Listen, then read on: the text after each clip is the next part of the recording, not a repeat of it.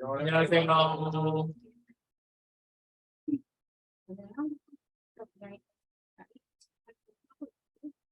저한테 이런 아주 어려운 땀난 내용에서 기회를 주셔서 감사합니다.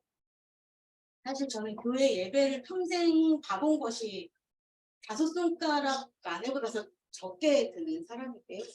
그래서 하늘 뜻하기를 하라라고 했을 때 이게 무엇인가도 잘 모르겠고 뭘 얘기해야 되는지도 잘 모르겠어 한참 고민을 했습니다.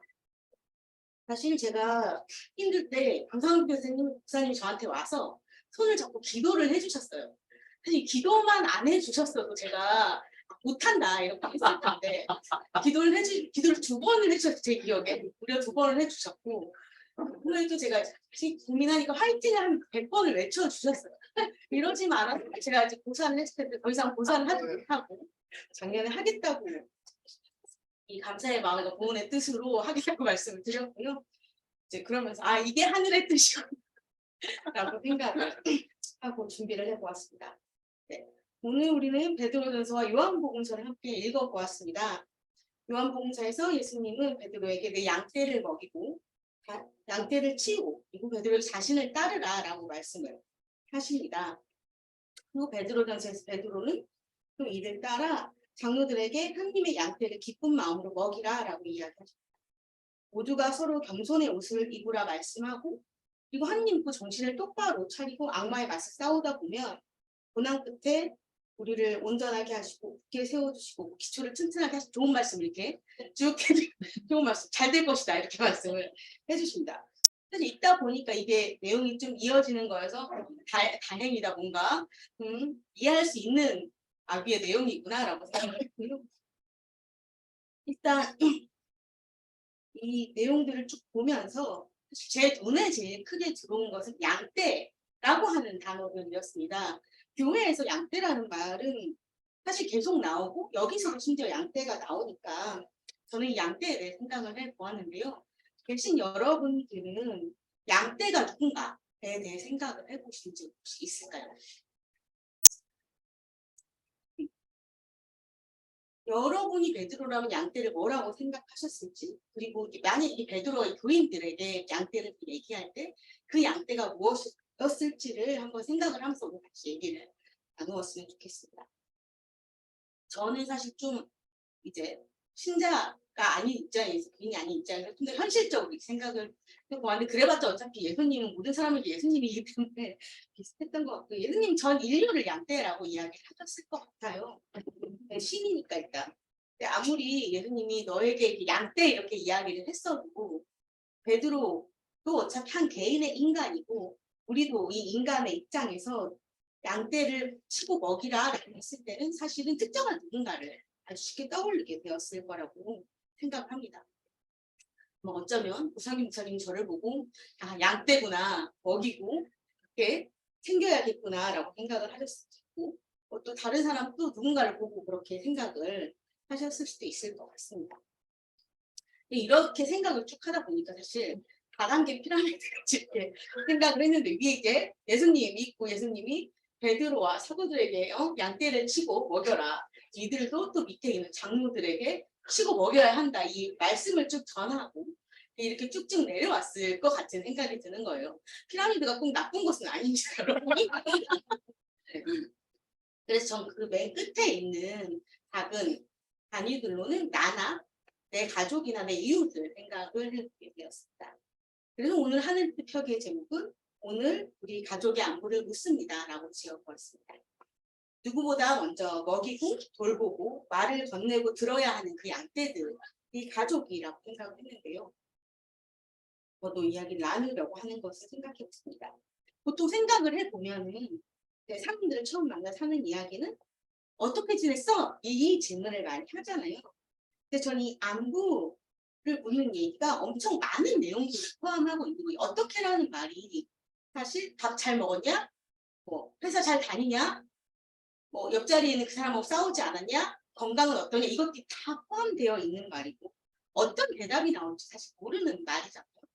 그래서 이 삶이 어떻게 잘 돌아가고 있는지는 어떻게 지내냐라고 하는 안부의 말이 정말 큰 용기가 필요한 그런 말이라고 생각을 했습니다. 그리고 제가 그 질문을 들었을 때 대답을 생각해 보았습니다. 난 잘 지내고 있고, 누구도 잘 지내고 있고, 우리 집 고양이는 살이 더 쪘고, 병원에 가니까 그만 좀 먹이라고 하더라. 이런 얘기들을 하는데요. 그러고 나면 또 제 주변 사람들은 이렇게 묻습니다. 예를 들어서 누구는 노상규 목사님 또 어떻게 지내? 이렇게 저한테 다른 사람들 안부를 쭉 묻겠죠. 어떤 사람들은 이게 저의 그냥 아는 사람들일 수 있을 거고, 특히나 더 가깝게 있는 사람들은 저 같이 활동하는 친구들, 같은 동네에 사는 친구들이기도 합니다. 왜 제 지인은 저에게 제 안부만 묻는 것이 아니라 노상규 목사님이 안부를 묻거나 혹은 제 가까이에 사는 친구들의 안부를 물었을까요? 저는 여기서 다시 양떼를 생각을 해보았습니다. 서로 먹이고 돌보고 이야기 나누는, 그리고 우리가 함께 연대한 싸워나가는 사람들이, 그 관계들이 모두 함께 양떼라고 생각을 했는데요. 그래서 제 친구가 저의 양떼들의 안부를 물었나 봅니다. 그리고 저는 이 친구들과 이웃들과 사람들을 모두 모아 가족이라고 이야기를 하고 있습니다. 그래서 제 가족을 소개를 하는데요. 저는 제 가족을 소개할 때 제 파트너하고 고양이 2마리의 이야기로 시작을 해요. 난 저와 제 파트너는 같이 살기 시작한 지 한 반년 정도, 작년 10월부터 같이 살았으니까 반년 정도 되었는데요. 사실 함께 살기 시작하면서 사람 둘이 같이 살기 시작했으니까 당연히 새로운 다양한 가족들과 관계망들이 생기기 시작했습니다. 저는 은평구에 살고 있는데요. 30분 은평구에 살고 있는데 저한테는 동네에서 일상을 챙기는 친구들이 있습니다. 그 친구들은 시시때때로 같이 음식을 나눠 먹고 고민거리를 나누고 목욕도 같이 하고 이런 아주 긴밀한 관계입니다. 제 여자친구한테는 또 함께 일하는 동료들이 있는데요. 이 동료와 그리고 이 동료의 파트너와 오랜 시간 동안 굉장히 긴밀하게 지내고 같이 여행도 많이 다니고 그랬더라고요. 그래서 사람들은 이 관계들에게 어느새 너희는 부모 자식간이구나, 가족이구나 이렇게 얘기를 하고 있다는 걸 알게 되었어요. 이런 저하고 제 여자친구가 함께 살게 되면서 이제 여자친구와 저의 그 혈연 가족들도 그리고 가까이 지내고 이 여자친구의 가족들과도 또 가까이 지내게 되었어요. 그런데 사실 저와 제 파트너가 여행을 다니면서 그 본가의 혈연 가족들보다 더 중요하게 챙기고 선물을 고민하고 오래 좀 붙이라고 생각하는 사람들은 사실 이 가족들, 이 사람들입니다. 여러분들은 제가 말씀드린 것처럼 가족을 이야기할 때 어떤 가족을 생각하시는지 좀 궁금하기도 합니다. 좀 저는 양성애자 바이섹슈얼이고 제 파트너는 레즈비언인데요. 그렇게 말하는 사람들, 너는 성소수자니까 이런 뭐 친구들이나 가까이 사는 사람들을 가족으로 생각하지. 보통 가족하면 내 와이프, 내 남편, 우리 애기들 이렇게 생각하는 거 아니냐라고 말을 하곤 하는데요. 제가 성소수자라서 혹시 이런 걸 더 생각하는 걸까요? 근데 사실 잘 생각해 보면 혈연 가족이 우리한테 제일 가까운 가족인 걸까요? 일상적으로 안부를 나누고 또 삶을 공유하는 그런 사람들은 여러분에게 누구인지 다시 한번 생각을 해보셨으면 좋겠습니다. 핸드폰을 열어서 봤을 때 최근 전화 오는 게 있는 사람이 누구일까요? 어떤 사람들은 산후원 조리 동기라고 이야기를 하기도 하고요. 같이 운동을 다니는 사람, 같은 단체에 있는 사람, 혹은 같은 병실에 있는 사람, 여기 계신 분들은 혹은 같은 교회 교인들일 수도 있을 것 같아요. 저는 이제 이런 것과 관련된 인상적인 경험을 한 적이 있는데요. 지금의 여자친구를 만나기 전에 저는 다른 파트너가 있었어요. 이 파트너가 몇 년 전에 암으로 투병을 하다가 사망을 했는데요. 이 파트너가 발병을 한 이후에 아까 앞에서 말했던 그 친구들, 이 친구들이 저를 위해 굉장히 긴밀하게 움직여주기 시작했습니다. 파트너가 병원에 갈 때마다 차로 다 데려다 주었고 요양원에 있을 때는 일주일이 멀다 하고 제가 그때 차가 없어서 운전을 못했는데 저를 데리고 요양원에 함께 가주었어요. 그리고 나중에 파트너가 호스피스에 가야 한다, 넌 죽을 것이다 이런 선고를 받고 요양원에서 나왔을 때는 친구 중에 하나가 기꺼이 자기 집을 내어주어서 그 집에서 호스피스 병동에 가기 전까지 시간을 또 머물 수도 있었습니다. 당연히 그동안 의식주를 그 친구들이 모두 책임지며 돌보아 주었고요. 이후에 장례식이나 장지를 고르는 것도 모두 이 친구들이 함께 해주고, 장례식 이후에 저희 피폐해진 마음을 달래주는 것도 다 이 친구들이었습니다. 네. 근데 저 말고 최근 뉴스 기사들 같은 거 봐도 사실 노년이 돼서 나를 돌봐줄 것이다 라거나 내가 죽을 때 그 곁에 있을 거다 라고 얘기하는 사람들은 동네 친구를 많이 뽑더라고요. 특히 요즘에 또 말년을 자식들과 거리를 두고 지내는 분들도 많잖아요. 그런 분들한테 동네 친구들은 가족보다 훨씬 더 가까운 존재입니다. 서로 아팠을 때 119를 불러줄 수 있고, 그냥 수시로 들려서 내가 살아있는지 확인해 줄 수 있는 그런 사람이에요. 근데 우리는 그런 사람들을 이웃사촌이라고 불렀는데, 사실 그건 옛날에 혈연 가족이 너무 중심이 되어 있었기 때문에 그걸 이렇게 구분하기 위해 만들어낸 것이지, 사실은 그들이 우리의 진짜 가족이라고 저는 생각을 합니다. 최근 국회에서는 생활동반자법이라고 하는 법이 발의가 됐습니다. 이 법은 생활을 함께하고 있는 동반자, 같이 사는 사람에게 동거 및 부양과 협조의 의무나 권리를 주고, 일상 가사, 집안일을 같이 하거나 대신 해주고, 그로 인한 채무를 함께 움직일 수 있는 권리나 의무를 부여해 주는 건데요. 노인 가족이나 친구 가족, 비혼 사실혼까지 우리 주변의 다양한 가족들을 받아들이고, 이것을 친밀함과 돌봄을 실천할 수 있는 법을 만들므로써 모든 가족을 국가가 보호하고 지원해야 한다라고 하는 법입니다. 만약 이 법이 통과되면 동네에서 서로 돌봄을 하는 독거노인이 돌아가셨을 때 없는 가족을 찾아 헤매거나 혹은 무연고가 될 때까지 기다리지 않아도 공동체를 이루고 사는 사람들이 함께 장례를 치를 수 있을 것이고요.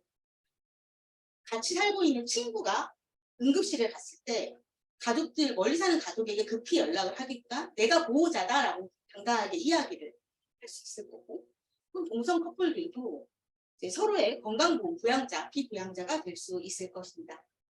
물론 어떤 사람에게는 이런 긴밀한 관계를 맺는 것보다 혼자이기 못하는 사람들도 있고, 이런 것을 돌고 가족이나 식구란 이름으로 깊이 묶어야 되냐 이렇게 얘기할 사람도 있는데요. 물론 그 얘기도 중요하지만 오늘 일단 가족에 좀 더 포커스를 맞춰서 마저 말씀드리겠습니다. 제가 아까 오늘 하늘뜻 표기의 제목을 오늘 우리 가족의 안부를 묻습니다 라고 붙였습니다.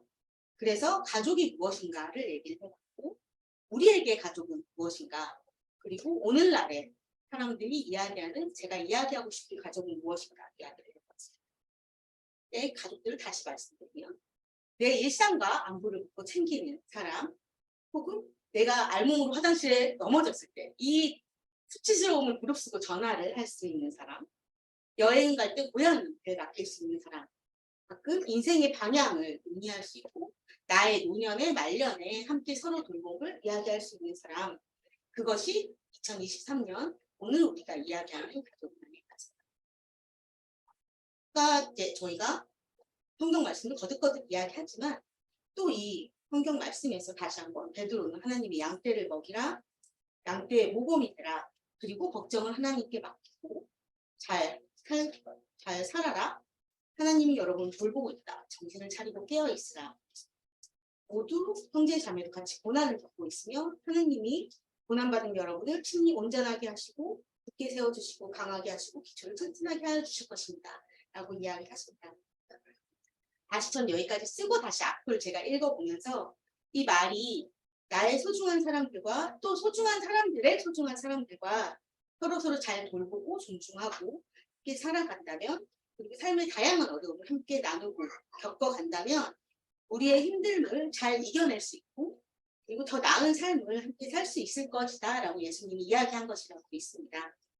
오늘 여러분의 가족이, 식구가, 공동체가, 그리고 동네와 마을이 여러분의 양떼와 여러분의 베드로, 그리고 여러분의 예수님이 모두 서로의 삶을 따뜻하게 잘 나눌 수 있기를 하여 오랫동안 오늘도 내일도 계속 평안하기를 바라겠습니다. 감사합니다. 이제 침묵으로 기도하겠습니다.